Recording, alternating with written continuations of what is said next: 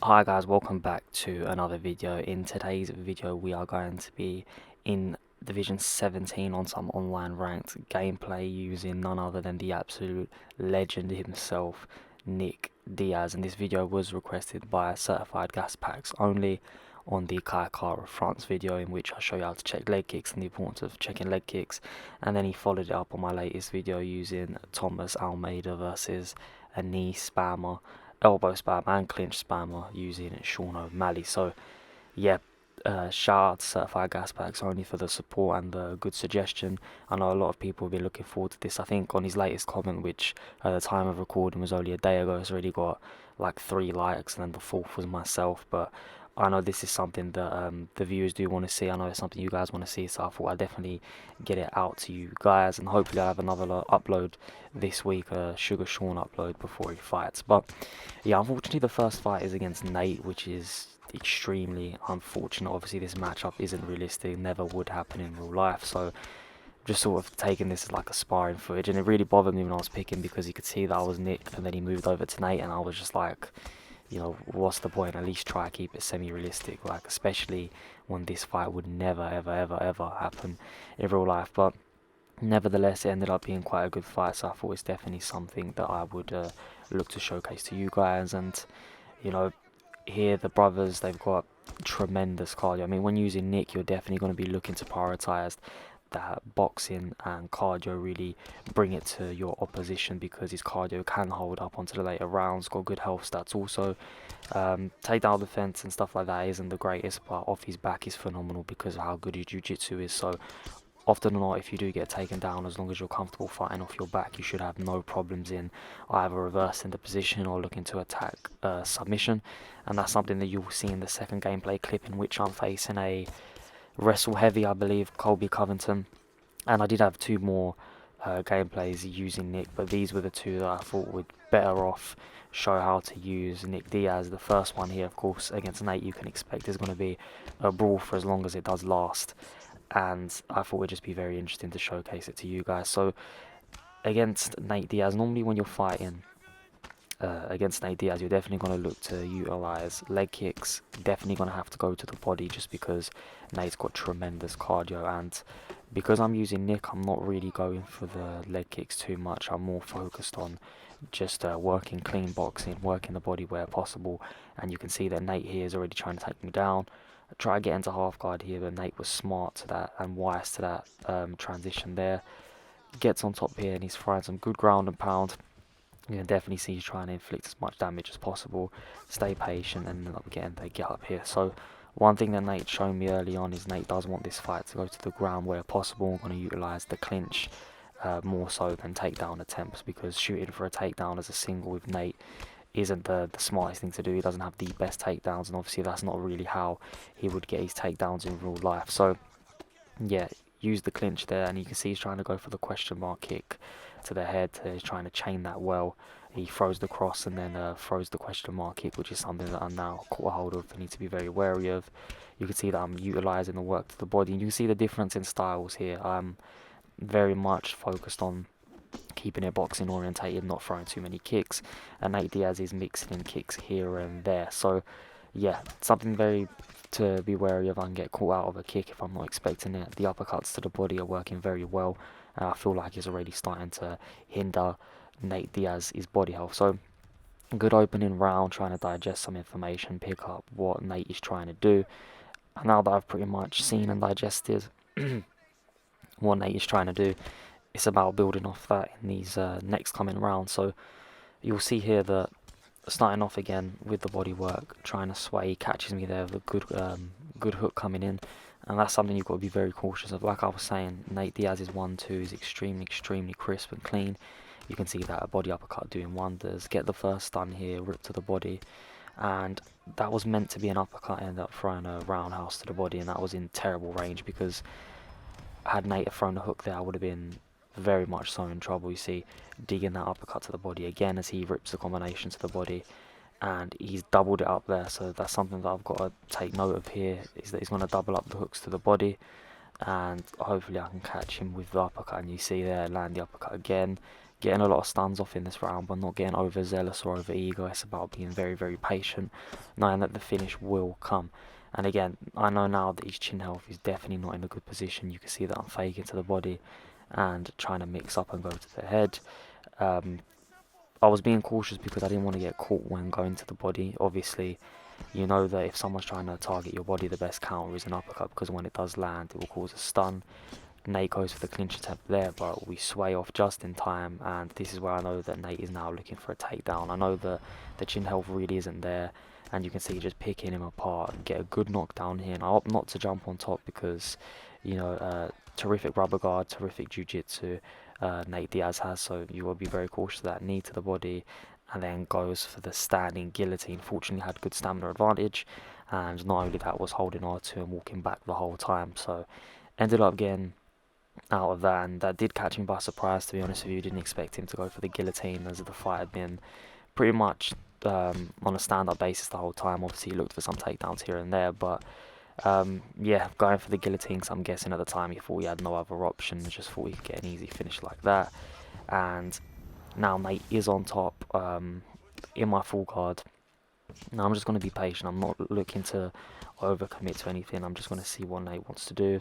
I'm assuming Nate wants to posture up and lay off some good ground and pound to whittle away at my head health. And the only thing I don't really like about using Nick Diaz is I feel like once he does get cracked for some reason, it's just very, very easy to crack him from then on out. I don't know what it is, even if he has good stamina. I know he has good recovery. I just feel like he just gets cracked consistently after that. So that's something I'm trying to be very, very wary of. You can see I did end up flipping the position, getting into top mount after utilising rubber guards, and then now the position's been reversed again, and Nate is on top inside. I don't know, I believe he does some good work here as I try to transition away.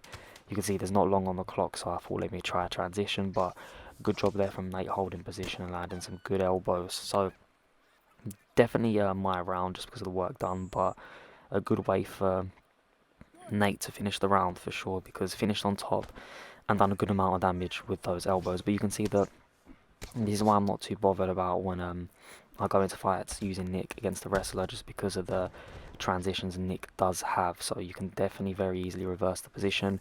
He was expecting the half guard sweep there, but we opted just to get up. And now my chin health is also not in a good position, so I've got to be very cautious. You can see that very early on Nate's got a knockdown here, trying to use some head movement. Looked a bit like bobblehead in there, to be honest with you, to evade the strikes coming from Nate Diaz coming our way. And fortunately done a good enough job not to get hit with anything. But now it's time to be very, very cautious. You can see hands definitely up. Got to limit how much I go to the body, because I know that Nate is looking for the uppercut. You can see he started off with the uppercut there to form that combination, and then the 1-2, get the stun. And you can see put on a lot of pressure here. Jump on top, look to see if I can get the finish.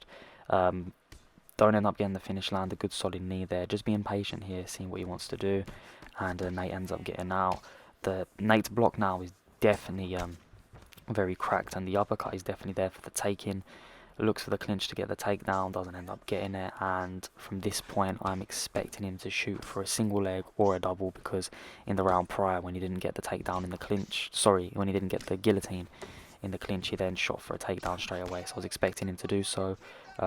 Nate does a good job of not being predictable and going for the same thing as he goes for that Stockton slap there. And yeah, Nate at this point lands a very, very good flurry, ends up dropping me. Up kick saves the potential ground and pound finish, although Nate didn't really have the stamina for it. And you can see right now it's just an all-out war. I'm just really having fun. I'm not being over eager or super try hardy. It's just, you know, about flowing, just really testing my boxing with Nick. You can see that I haven't used a lot of leg kicks, and I'm not really trying to block break unless his block's been whittled down as it has been. Land the uppercut first, because Nate just doesn't have the stamina. Unfortunately, more the work to the body's whittled away, chin health's deteriorating, and not only that, but I know that Nate's block's not in a good position. As you can see, he doesn't really want to stand up there, and it's about being patient. And I know the finish is going to come, and look how much Nate's just slowed down significantly. I mean, you can really, really tell that the stamina's just not there anymore. Gets the takedown from the clinch again, and doesn't do anything to pass guard, so end up getting up there again. being patient, throwing the jab out there. As you can see, fake the jab to see if you can get a reaction out of him. Only 35 seconds left on this round, and I know that it's not going to take too much to get Nate out of there. Throw another fake. That was the uppercut to the body that I faked there. Throw my first leg kick of the fight, and it's round 3. Just thought, why not? He was just in range. Haven't thrown anything. He tried to pull counter there, doesn't work. Rip to the body, that hurt for sure. Knock him down. And yeah, so definitely not in a good position, Nate Diaz. And this is what you've got to do. You've sort of got to out pressure the pressure fighter, which is what Nate Diaz is. Obviously, in the welterweight division, there's not many favourable matchups for Nick, but he can definitely compete amongst the elite of the elite. I mean, if you think about it, the welterweight division is absolutely stacked. That and the bantamweight division, in my opinion, are the most stacked divisions. And Nick can of course fight at welterweight and middleweight. I'd highly recommend using him at welterweight and not middleweight, just because he feels a lot better at welterweight. But there's definitely less killers at middleweight, I'd say. But yeah, definitely recommend using him at welterweight. It's a lot more fun. You see that uppercut lands to the body there, and that's one thing. Nick Diaz's body work is nothing short of phenomenal. You could even see in the Robbie Lawler fight, although he looked god awful, apparently had some problems with his neck, I think, or discs in his back. It was something along those lines which affected him cutting weight.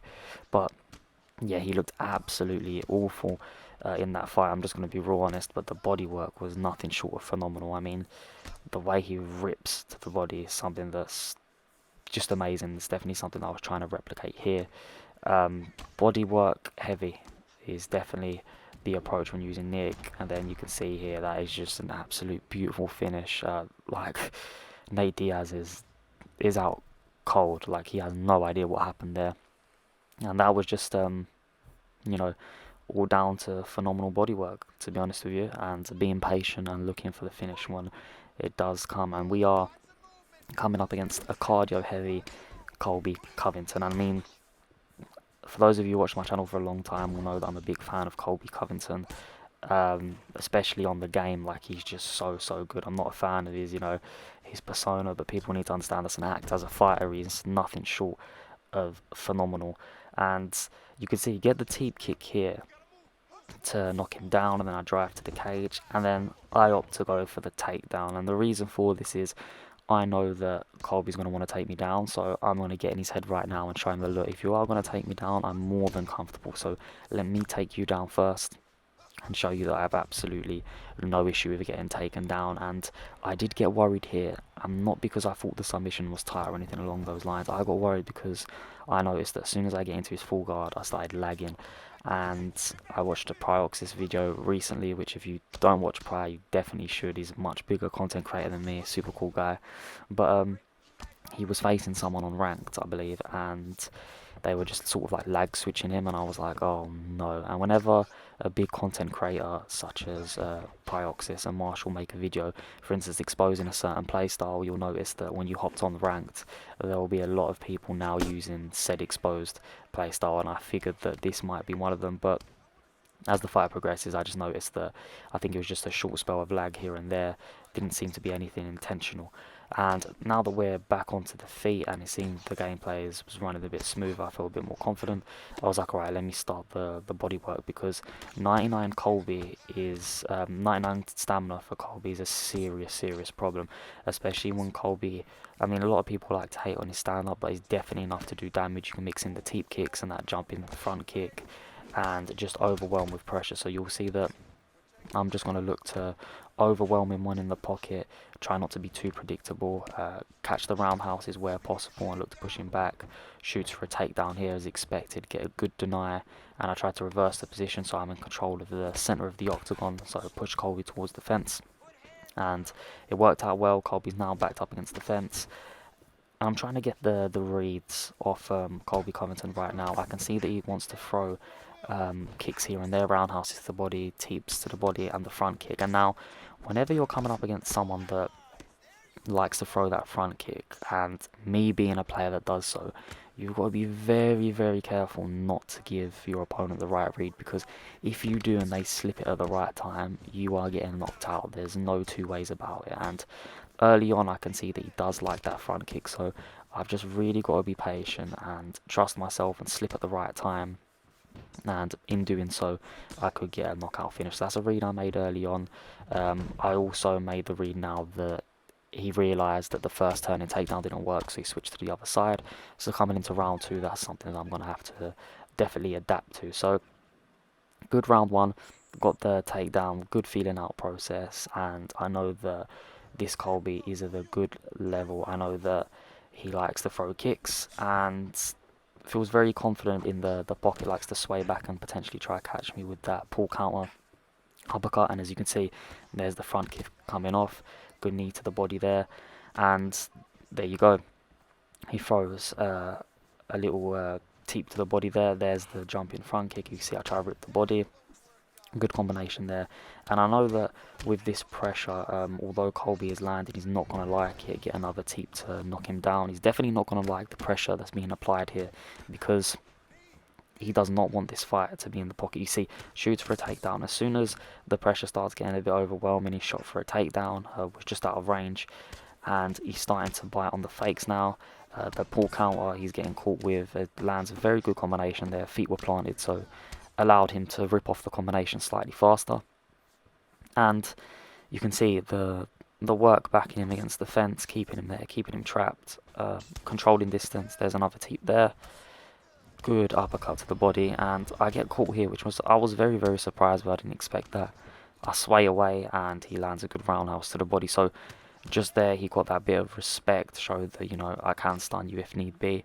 I was very surprised that that did end up stunning me, as I go to the body there twice, but definitely earned some respect there for, you know, the next like 30 seconds. But back to it, I'm going to continue pressuring, pushing forwards, trying to control the center of the octagon, because I just want to be able to control the output. You see, starting to get a range now, finding my range and stepping away from the front kicks and teep kicks. Leg kick doesn't land there, and that's definitely a tactic that should be used against Nick Diaz.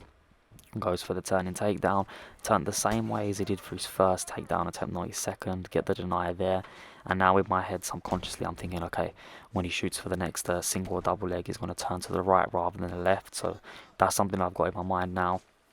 Now I'm just going to control him here against the clinch, be a bit aggravating, try and maneuver position, get a knee off here and there, and just sort of look to hang on to him, show that I'm comfortable in the clinch, and in doing so, landed at least one solid knee. So got a little bit of control time, landed a knee.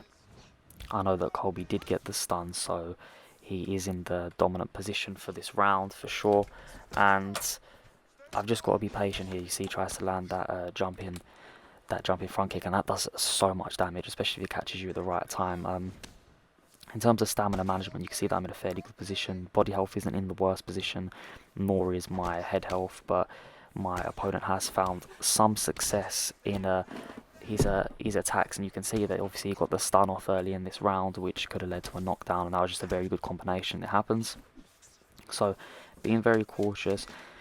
Those little movements that Colby's doing, although he has 99 stamina, is definitely going to tax him, and you can see there that ended up getting the body stun at the end of that round. So it's a stun each that round, if I remember correctly. So it was a good way to finish the round. It lets me know that Colby's body is definitely hurting. You can see that I try to go for the teep kick, and he shoots for just a regular takedown. There's very good timing, very good entry, and gets the takedown here. So now I'm off my back against a very good wrestler with very good ground and pound, decent submission threat, and obviously very good wrestling transition. So you'll see how Nick Diaz how I using Nick Diaz approach this. So very, very comfortable there because I've got good head health. My head health's in a great position. Let him tee off and just slipped, and now ended up in a good advantageous position. And rather than sitting on the back and looking to deny, which is an extremely advantageous position, I've let me go to top mount, and now let me get on top and just start chiseling away, working away. And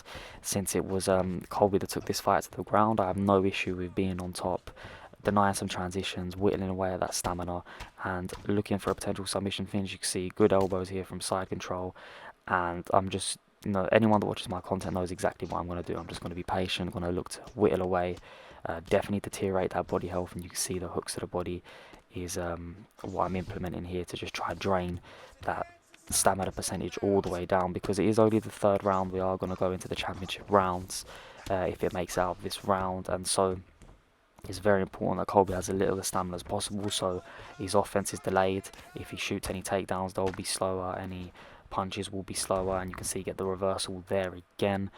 And I know that I've got a stamina advantage. That's one thing that I can definitely feel. So I know that when this fight does get back onto the feet and it does play out, that I can definitely look to pressure some more, because Colby's just not going to have the stamina for it. But while these exchanges play out here, just want to say a huge thank you to everyone that subscribed as of recently. I think I've hit 364 subscribers at the time of recording this. Definitely means a lot, growing at a very, very good rate, so I really appreciate you guys. Thank you for all that you're doing. My last like 5 videos have got phenomenal interactions in terms of likes and comments, so if you guys could keep that up, it really mean a lot. I do reply to all you guys, and yeah, just really, really appreciate the support. Hopefully you did enjoy this video, and I should be uploading another one potentially on Saturday before that absolutely stacked UFC card. But yeah, just want to say huge support while this transition phase is going on here on the ground. You can see that we're just rolling in and out, and this is what I mean with Nick. You don't have to worry about being on your back, and then when you're on top, you don't have to worry at all either. He's just got the right transitions for it, got rubber guard when he's off his back, got good submission threats. I think the only thing he didn't have, which really deteriorates me for being on top with him, he just doesn't have the arm triangle from a half guard here, so you can't really pull off a good fake with it. That is something that's very good to fake with and then transition. So unfortunately Nick doesn't have that. Very surprised about that, considering his level of jiu-jitsu, but you know, doesn't have it, and that's just something that we had to part with there. So it makes it a little bit harder to pass guard through that side. You can fake the transitions top mount, but there's just a bigger denial period, and you don't want to get hit with that denial and then reverse. And as you can see, coming into the 4th round now, look at the stamina level. I know for a fact Colby is not at that stamina level for sure. I know his head health's not at that level. I know his body health's not at a level. And look at my legs. This is one thing where Colby made a huge mistake, is not looking to go for the legs, because you take the legs away, you take the power away, and then you get easy knockdowns as a result from it. And Colby, for some reason, just it wasn't in his game plan. The wrestling hadn't been working. You can see really banking on this front kick and then the pull counter uppercut, biting on these fakes now, and these little movements are just going to tax Colby. I'm more than happy for him to keep jittering and gyring and moving left to right, these little movements biting on my fakes, because all it's going to do is drain away that stamina. You can see round 4, as I said in round 3, after draining that stamina, I'm coming on pressure heavy, try not to get caught with anything too significant. You can see controlling distance very well, and there's that front kick. And I have got a very good read on that front kick now, and I am certain that it's just going to take one slip. Like, once I get that read, if you don't mix it up with like a question mark kick to the head or anything along those lines, and you just keep throwing that front kick, you're going to be in big danger. And look, he throws it there again, and just watch what I do. I front kick it, I teep kick him back, get the body stun, rip a bit to the head, get a knockdown. I'm not going to jump on top to delay anything. He stuns me here, good stun. Goes front kick, and look, this is the distance he throws it at. I've got that read, and I know I can slip it well from this distance. So 2 jabs there, create the distance with front quick, slip, bang, kill shot.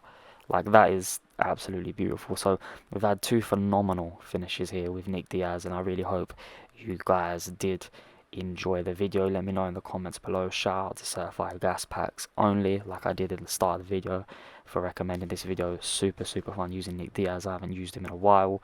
Scorecards will be coming up here. So you got one fight against Nate, which is obviously unfortunate because they never fight in real life, but that was an absolute banger.